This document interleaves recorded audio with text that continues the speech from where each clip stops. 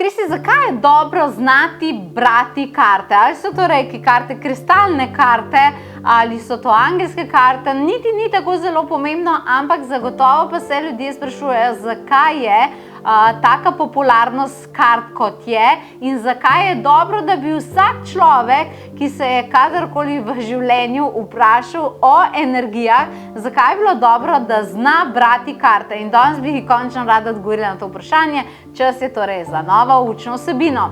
In sicer takole gre. Karte so čudovito orodje. Zdaj, a za samo energijo, razumeti jo, tolmačiti jo, upoštevati jo, a ti rabiš kakršnekoli karte? V osnovi, če smo čisto iskreni, ne rabiš fizičnega orodja, po navadi. Res pa je, da smo ljudje, tukaj pa prihaja zdaj hip, strašni strik, res pa je, da smo ljudje, sploh mogoče v današnji dobi, zelo tako, veliko človeštva je obremenjenega, veliko se dogaja in vse informacije, ki jih doživljamo v svetu, ponavadi pritiskajo na levo polovico naših možganov. To pomeni informacija, vse informacije, kaj izvemo od medijev, vsa logika, kaj je in tako dalje. Cel svet je naravnan zelo sistemsko. Sistemi, pravila, kaj je treba, kaj ni treba, pač tako zemljo imamo, tako smo si jo organizirali. Zdaj pa, neki so informacije tvojega življenja, neki so pričakovanja družbe do tebe, neki pa je tisto, kar vsak čuti, da hoče imeti za sebe. Informacije tvoje duše, tvoje poslanstvo in tako dalje. In recimo te dve informaciji se dostikrat med sabo malo udarita. Torej, ko ti dobiš neko intuitivno informacijo svojih angelov, ko dobiš informacijo svojih vodnikov, pa dobiš svoje duše, to steče v desno intuitivno polovico tvojih možganov. To se potem pošlje v levo polovico možganov, ki morajo vse to obdelati in potem mora leva polovica možganov to izvesti.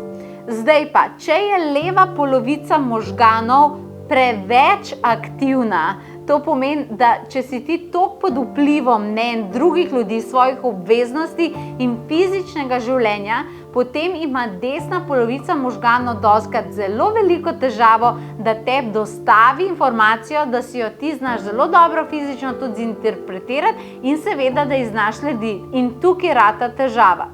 Kaj imajo pa s tem, se najbrž vprašaš, veze s karte? Karte so fizično orodje, ki zelo pritisnejo na vizualno polje in so nekaj, kar možgani poznajo. Poznajo oblike, poznajo barve, poznajo tekste, poznajo besede. Ampak hkrati so pa karte tudi energijsko orodje. In zdaj, kaj se zgodi je? Ti imaš neko vprašanje, dragi angeli, kdorkoli že, prosim, povejte mi, kaj je vodstvo, ne vem, za moje poslanstvo, na pamet zdaj govorim, in ti potegneš neko karto, a ne? In potem imaš pač neko karto, katero si ti prebereš. Finta je v tem, da ko možgani grejo lahko s pomočjo karte ven iz tega, kaj naj bi bilo moje poslanstvo, ali pa a imam sredstva, ali pa a imam čas za to, da se ukvarjam s svojim poslanstvom. Zdaj tukaj, če ti potegneš karto, se oni s takimi vprašanji ne bojo mogli ukvarjati, kar pomeni, da te ne bojo mogli zmesti. In ko ti potegneš karto, hkrati so pa gor barve, torej besede in tako dalje, kar oni poznajo, se lahko močno osredotočijo na tisto, kar je bistvo v unem trenutku potegniti neko energijsko informacijo. In v tem primeru ti levi polovici možganov, ki je v današnji moderni družbi bolj obremenjena, pomagaš, da se lahko prefokusira na nekaj energijskega in da omogoči torej eteričnim informacijam, da povedo svoje, hkrati pa levi polovici karte omogočajo, da si to lahko uspešno zinterpretiraš in potem tudi upoštevaš, zato da ni več te zmede, pa da te meče gor in dol in tako dalje. Zaradi tega uporabljamo karte. Dosti ljudi reče, zakaj mi to sploh rabimo? Zaradi tega, ne zato, da bi tvoja duša to rabila, ampak zaradi tega, ker človeški možgani to rabijo.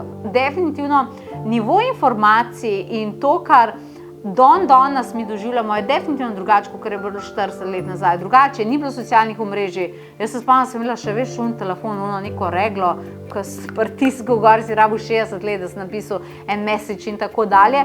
Danes je vse hitro, vse pritiska hitro, vse mora biti hitro, vsaka informacija mora biti hitra in tako dalje. Ok, dober, nek napredek, nek razvoj, je pa za možganje to težje. In za duhovne energije je težje potem čez prehaja. Torej, ne vem, recimo Reiki, ki smo ga dobili leta 1920, vse so bile tudi nove metode od takrat, ampak recimo včasih jih je bilo veliko več kanaliziranih, kot jih je pa recimo danes, in tako dalje. Zaradi tega, ker svet je tak, kot je. In karte kot fizično orodje ki pomaga, da imaš še vedno dostop do eterke. Zato jih jaz toliko zelo rada ustvarjam, In rada bi spet naredila nek dogodek s kartami, hkrati bi pa rada vklopila zraven še veliko zdravilnosti in bi te rada v tem trenutku povabila na dogodek, ki bo brezplačen, brezplačen dogodek 12.2. na spletu. Bi ti rada pokazala neke nove principe, kako se lahko pogleda zdravilnost preko kart, kako lahko to prebereš. Pocrkljate bomo še s kakšno meditacijo, terapijo nadaljavo, ampak rada bi majčkeno dala pozornost kartam pa zdravilnim energijam. Tako da v tem trenutku, če gledaš to vsebino in si želiš taka znanja popolnoma brezplačno, torej zate na spletu, hitro naklikaj povezavo, kajti mesta so zaradi tega seveda omejena. Z Mihaelom se bova združila, pripravila bova tudi veliko daril, katera vam bodo zagotovo všeč. Tako da 12.2. se vidimo na spletu na tem brezplačnem dogodku in naklikaj povezavo, prijavi se in se te obadva z Mihaelom zelo veseliva. Lepo se imej!